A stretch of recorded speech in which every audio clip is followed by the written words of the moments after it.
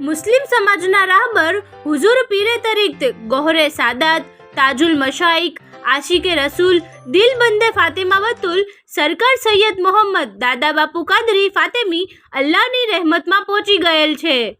જે પૂરા મુસ્લિમ સમાજમાં ક્યારેય પણ દાદા બાપુની ખોટ પૂરી નહીં થાય ત્યારે સમાચાર સાંભળતા તમામ મુસ્લિમ સમાજમાં શોકનું મોજું છવાયેલ છે. દાદા બાપુ દ્વારા અનેક તેવા ગામોમાં મસ્જિદ મદ્રેસા બનાવ્યા છે જ્યાં ઇસ્લામ શું છે તે જાણતા નહોતા.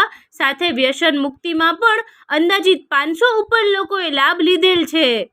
ત્યારે બહુ જ દુઃખની સાથે તમામ અકીદતમંદ બિરાદરોને સૈયદ અહેમદ મુનીર બાપુ પીર, સૈયદ મોહમ્મદ દાદા બાપુ કાદરી ફાતેમી તથા અહેલે બાગે રહેમત અને તમામ ચાહવાવાળા દ્વારા જાણ કરવામાં આવે છે કે તારીખ 8 સફર હિજરી 1446 મુતાબિક 14 ઓગસ્ટ 2024 અને બુધવારના રોજ અસરની નમાઝ બાદ ખાન કાહે બાગે રહેમતથી અવ્વલ મંઝિલ તરફ રવાના થશે.